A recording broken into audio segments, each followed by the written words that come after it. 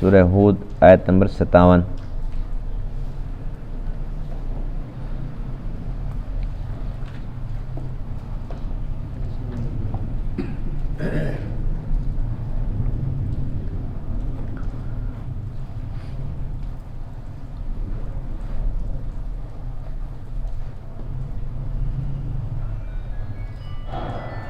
اعوذ باللہ من الشیطان الرجیم،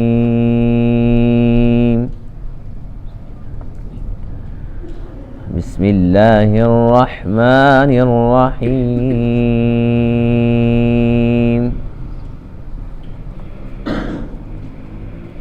ولما جاء أمرنا نجينا هودا والذين آمنوا معه برحمة منا ونجيناهم من عذاب غليظ۔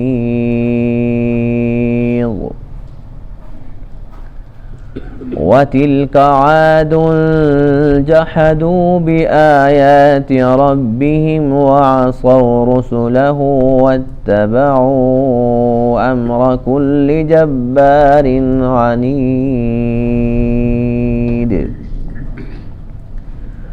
وأتبعوا في هذه الدنيا لعنة ويوم القيامة ألا إن عادا كفروا ربهم ألا بعدا لعاد قوم هود۔ صدق اللہ العظیم۔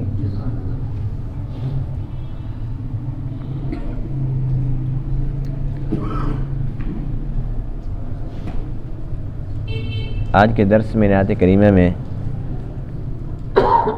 قوم عاد کے انجام بد کا تذکرہ ہے، جنہیں حضرت ہود علیہ السلام نے بار بار سمجھایا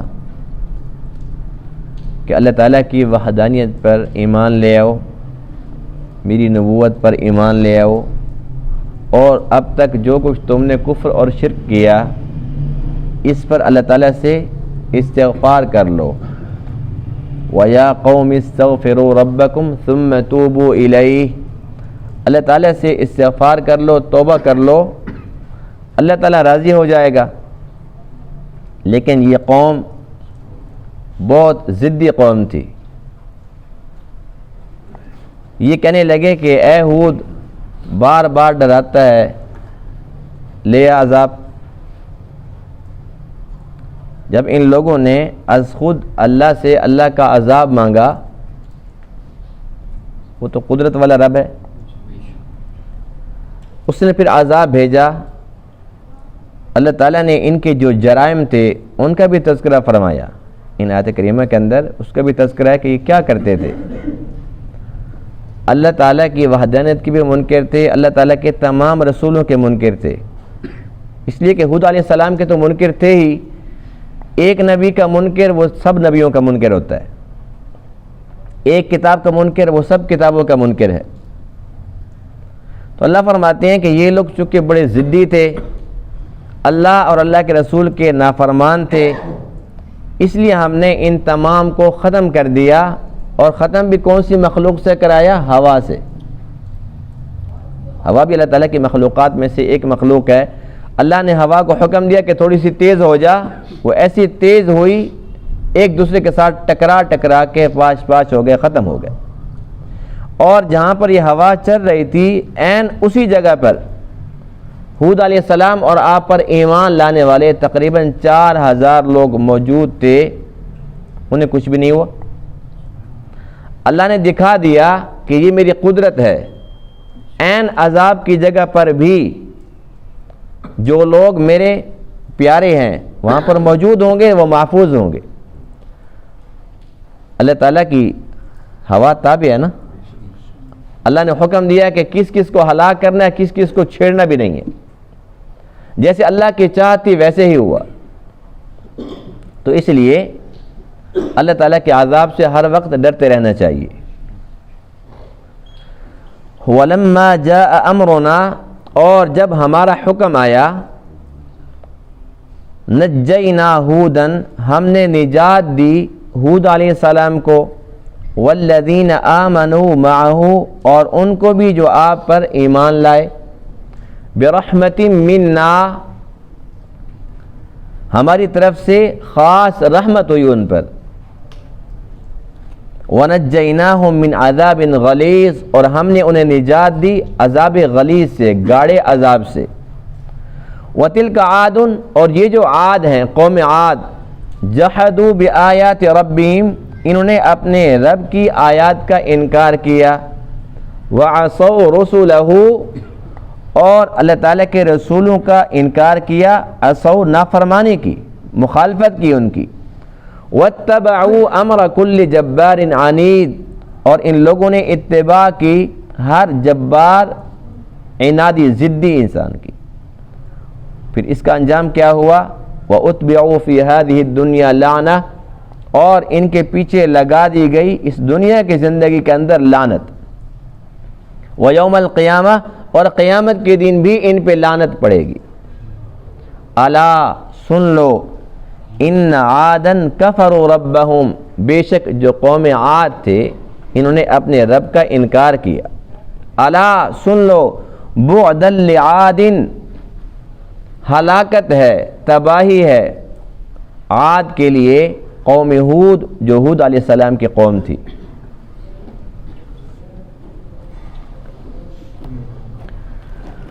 حضرت ہود علیہ السلام جن کی عمر 464 برس تھی،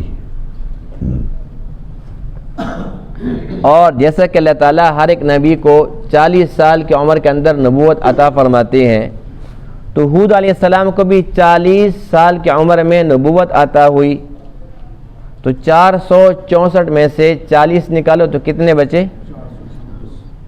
جی 424، یعنی کہ یہ آپ کا دورانیہ ہے تبلیغ کا۔ 424 سال تک آپ نے اپنی قوم کو اللہ کی طرف بلایا، کتنا لمبا عرصہ ہے، کسی عام انسان کے بس کی بات نہیں ہے۔ اب یہ الفاظ بڑے چھوٹے محسوس ہوتے ہیں، اور ہر وقت یہ ہم زبان سے ادا کرتے رہتے ہیں، سنتے رہتے ہیں، جی نوح علیہ السلام نے 950 سال تبلیغ فرمائی، سن کے ہم عادی ہو چکے ہیں، اور اس کی حقیقت وہ ہمارے دل کے اندر اترتی نہیں ہے، بس سنا اور سنا اور سنا، صرف سننے کے حد تک ہے۔ لیکن اگر تھوڑا سا انسان سوچے کہ 950 سال ایک ہی بات ہے، کوئی لمبی چوڑی باتیں نہیں ہیں، ایک ہی بات ہے، یا قوم عبد اللہ ما لکم من الہ غیرہ، بات تو اتنی سی ہے، اے میری قوم اللہ تعالیٰ کی عبادت کر لو، اللہ کے بغیر کوئی الہ نہیں ہے۔ اب ہود علیہ السلام کو دیکھو، یہ نوح علیہ السلام سے 2500 سال بعد قوم آئی ہے، کتنا لمبا عرصہ ہے۔ 424 سال تک ایک ہی بات ہے، اے میری قوم اللہ تعالیٰ کی عبادت کر لو، اور ساتھ یہ بھی بار بار بتاتے ہیں، یا قوم لا اسألکم علیہ اجرا، اے میری قوم میں کچھ مانگتا نہیں ہوں، کچھ معاوضہ نہیں مانگتا، کچھ اجر نہیں مانگتا، کوئی ڈیمانڈ نہیں ہے، ایک ہی بات ہے کہ جو اللہ نے مجھے پیغام دیا وہ میں نے پہنچا دیا، مان لو، اس کے اندر تمہارا اپنا نفع ہے، تمہارے بھلے کی بات کرتا ہوں۔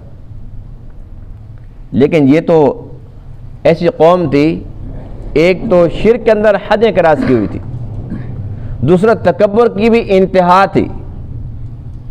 شرک کا یہ عالم ہے کہ اللہ کے نبی کو کہہ رہے ہیں، ان نقول الا تراک بعض آلہتنا بسوء، اے ہود ہم تو پہلے بھی کہتے تھے کہ ہمارے الہ یہ ایسے، ان کو یوں نہ سمجھو خالیات بیٹھے ہوئے ہیں، بس اب ہمارے الہوں نے کچھ کر دیا آپ پہ، جبھی تو بیکی باتیں کرتے ہو، ایک اللہ سے ہوتا ہے، ایک اللہ سے ہوتا ہے، بھلا سارے کام ایک اللہ کیسے کرے گا؟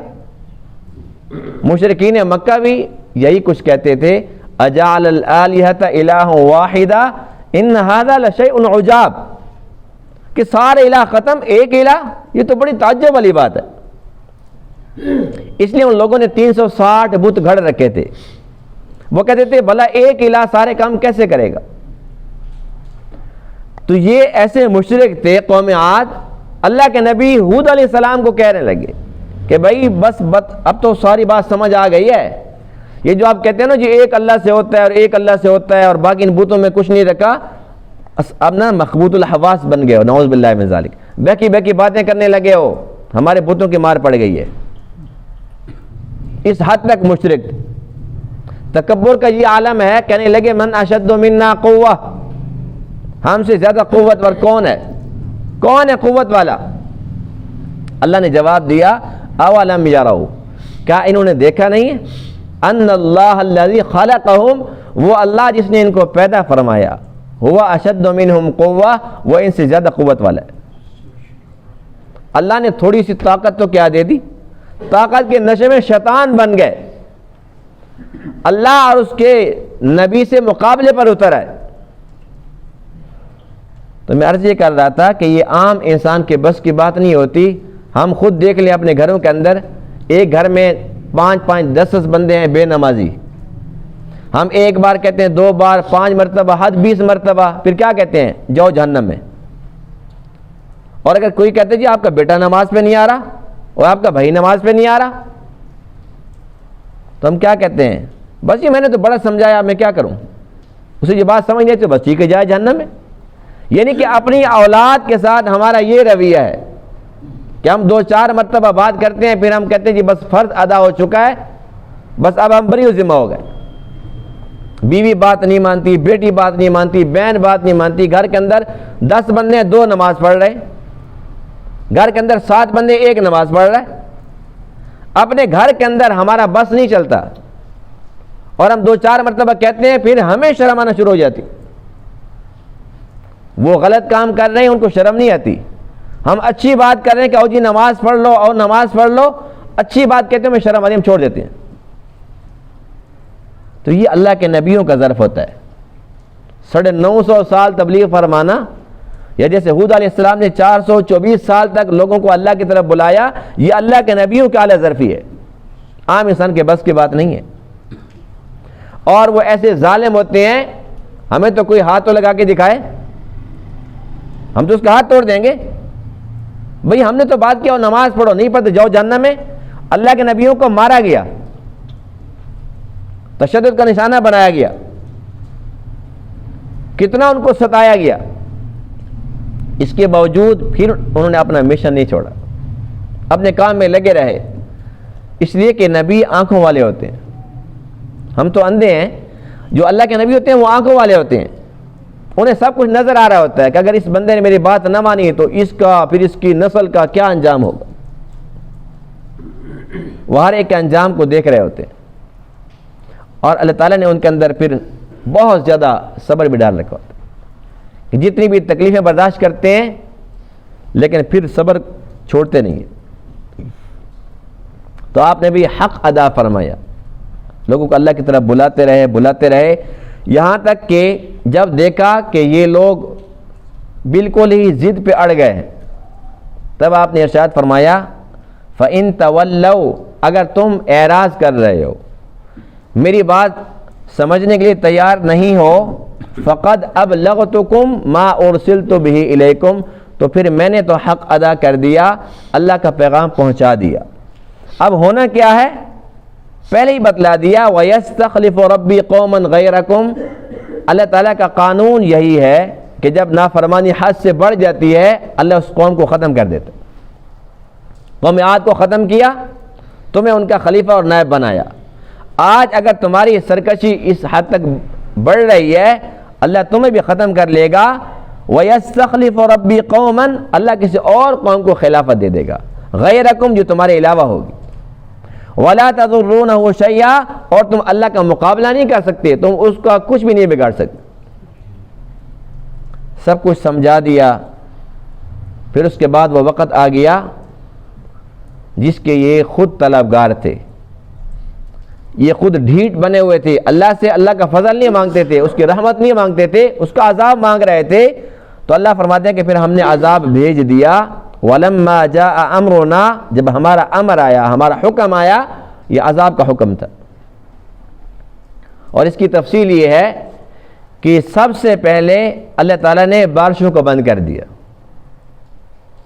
قحط کا زمانہ تھا، قحط سالی تھی، خشک سالی تھی، اور نہ صرف یہ کہ زمینیں بنجر ہو گئی تھی، اللہ نے ان کی عورتوں کو بھی بانجھ کر دیا تھا، ان کی نسل بھی نئی آنا بند ہو گئی تھی. اب ان لوگوں نے آپس کے اندر مشورہ کیا کہ ایسا کرتے ہیں، اب اللہ کے گھر جاتے ہیں، اور اللہ کا گھر بھی اصلی حالت کے اندر موجود نہیں تھا. طوفان نوح کے اندر جو خانہ کعبہ شریف تھا وہ بھی وہاں سے گر چکا تھا. وہاں پر ایک ریت کا ٹیلہ تھا سرخ رنگ کا، بس وہ وہاں پر ایک نشانی تھی کہ یہاں پر اللہ کا گھر ہے. وہاں لوگ جایا کرتے تھے، اللہ تعالیٰ سے دعائیں مانگا کرتے تھے. تو ان لوگوں نے مشورہ کیا کہ بس ہم بھی ایسا کرتے ہیں، ایک وفد کو بھیجتے ہیں اللہ کے گھر، وہاں جا کر دعا کرتے ہیں کہ اللہ تو بارش دے. یہ بھی مشرکین کا طرز عمل ہمیشہ سے رہا ہے، جس طریقے سے قرآن مقدس میں ہے اذا رکبوا فی الفلک دعوا اللہ مخلصین لہ الدین، کہ جب بھی مشرک کشتیوں میں سوار ہوتے ہیں، کشتی بھنور کے اندر پھنس جاتی ہے، اس وقت پھر یہ لات منت عزا کو نہیں مانتے، پھر یہ کہتے ہیں یا اللہ تو ہی تو ہے، یا اللہ بس تو ہی کرم کر دے. اس وقت خالص اللہ کے بندے بن جاتے ہیں. پھر اللہ فرماتے ہیں مجھے تو پہلے ہی پتہ ہوتا ہے کہ یہ دھوکے باز ہیں، مکار ہیں، لیکن اس کے باوجود اللہ فرماتے ہیں کہ میری شان کے خلاف ہے کہ کوئی مشرک بھی کیوں نہ ہو مجھ سے مدد مانگے اور پھر میں اس کی مدد نہ کروں. اللہ کو تو پہلے پتہ ہوتا نا، کسی انسان کو انسان چکر دے سکتا ہے جی بس یہ آپ بڑے اچھے دوست ہو جی، بڑے پیارے ہو جی، آپ کے بغیر تو میرا دل نہیں لگتا، اور اندر سے منافقت چل رہی ہے کہ میرے قریب آ کے دیکھے، اعتماد کر کے دیکھے، پھر کیسے اس کا بندوبست کرتا ہوں. لیکن اللہ کے سامنے تو یہ چکر مکر چلتے ہیں کوئی؟ اللہ کو پہلے پتہ ہوتا ہے کہ آپ یہ بھنور میں پھنسے ہوئے ہیں، آپ کہتے ہیں کہ یا اللہ یا اللہ. اللہ کو پہلے پتہ ہوتا ہے کہ جیسے میں نے ان کا کام کر دینا ہے اسی وقت یہ بگڑ جائیں گے، پھر جائیں گے. اس کے باوجود اللہ کا قرآن کہتا ہے فَلَمَّا نَجَّاهُمْ إِلَى الْبَرِّ، جب اللہ ان کو نجات دیتا ہے خشکی کی طرف، اللہ بھنور سے نکالتا ہے، اِذَا هُمْ يُشْرِكُونَ، اسی وقت پھر شرک شروع کر دیتے. پھر کہتے ہیں جی آج تو بس آج عزا نے کام دکھایا، ورنہ آج تو گئے تھے. اس وقت عزا تمہارا کہاں چلا گیا تھا؟ تو اسی طریقے سے یہ جو قوم عاد تھے، جب ان کے اوپر قحط کا زمانہ شروع ہوا، ان کی نسل بند ہو گئی، اب یہ کہنے لگے اب اللہ کے گھر جاتے ہیں. ان لوگوں نے 70 بندوں کا ایک وفد تشکیل دیا جو جائے گا وہاں جا کر دعا کرے گا قوم عاد کے لیے. یہ لوگ وہاں پر گئے. اللہ کی شان یہ کہ جب وہاں پر گئے تو وہاں پر ان کی اپنی قوم عاد کا ایک شخص تھا جس کا نام معاویہ لکھا ہے، معاویہ بن بکر. اس کی یہ مہمان بن گئے. اس نے ان کو خوب کھلایا پلایا، ان کی بڑی خدمت کی، جس طریقے سے عرب لوگ تو بڑے مہمان نواز ہوتے ہیں. شرابیں بھی پلائی اور گانے والی ہیں اور سب کچھ کا بندوبست کیا، یہاں تک کہ یہ بھول گیا کہ ہم یہاں پر آئے کیوں تھے. 1 مہینہ تک وہاں پر کھاتے پیتے رہے اور یہ بھول گئے تھے کہ ہم یہاں پر آئے کیوں تھے لمبا سفر کر کے، کہاں یمن کہاں مکہ. جو میزبان تھا وہ پریشان تھا، زبان سے میں کیسے کہوں کہ تم دفع ہو جاؤ، لیکن بہرحال وہ پریشان تو تھا. اچانک کسی دن کو خیال آ گیا، کہنے لگے بھائی ہم آیا کس لیے تھے؟ وہ جو بھی اللہ کے گھر چلتے ہیں وہاں جا کے دعا کرتے ہیں. 1 مہینے کے بعد وہاں پر پہنچے.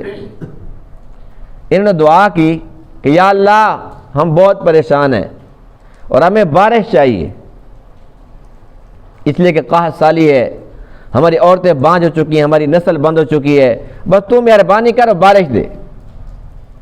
اللہ تعالیٰ کو وہ لوگ ہرگز ہرگز پسند نہیں ہیں جو اللہ سے صرف دنیا مانگتے ہیں. سورہ بقرہ میں ہے اللہ تعالیٰ نے ان لوگوں کی مذمت فرمائی ہے جو یہ کہتے ہیں ربنا آتنا فی الدنیا، ربنا آتنا فی الدنیا. ہر وقت دنیا مانگتے ہیں، یا اللہ پیسے دے دے، یا اللہ پیسے دے دے، یا اللہ کوٹھی دے دے، یا اللہ کار دے دے، ہر وقت پیسے پیسے پیسے مانگتے ہیں. اللہ فرماتے ہیں وَمَا لَهُ فِي الْآخِرَةِ مِنْ خَلَاقٍ، ان کا آخرت میں کوئی حصہ نہیں ہے.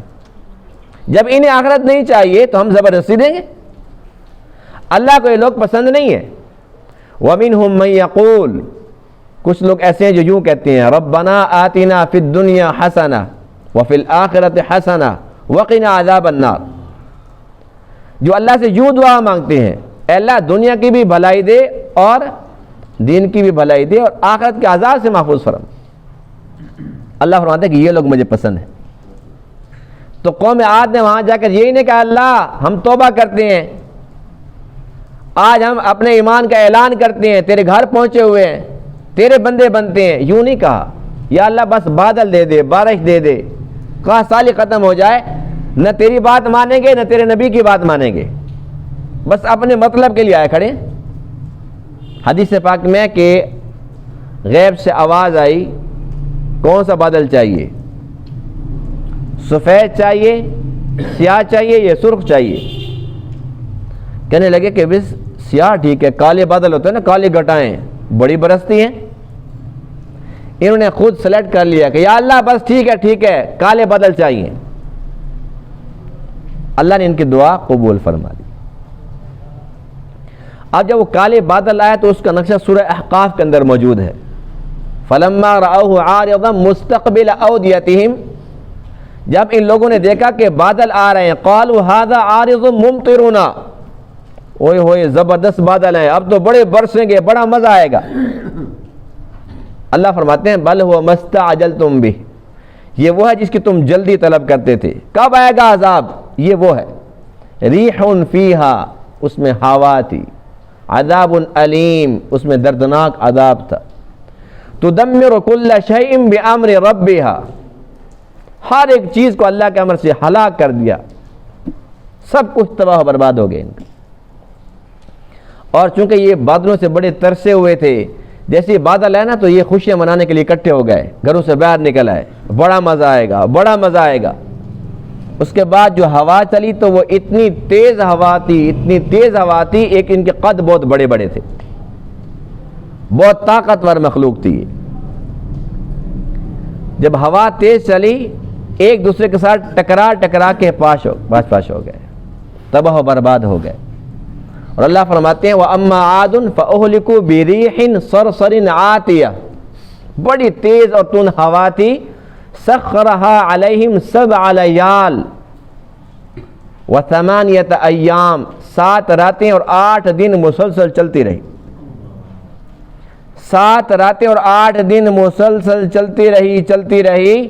اور اس ہوا کے بعد کا جو نقشہ ہے وہ قرآن نے یوں بتلایا کأنہم اعجاز نخل خاویہ, جیسے کھجور کے درخت گرے پڑے ہوتے ہیں ایسے یہ گرے پڑے تھے.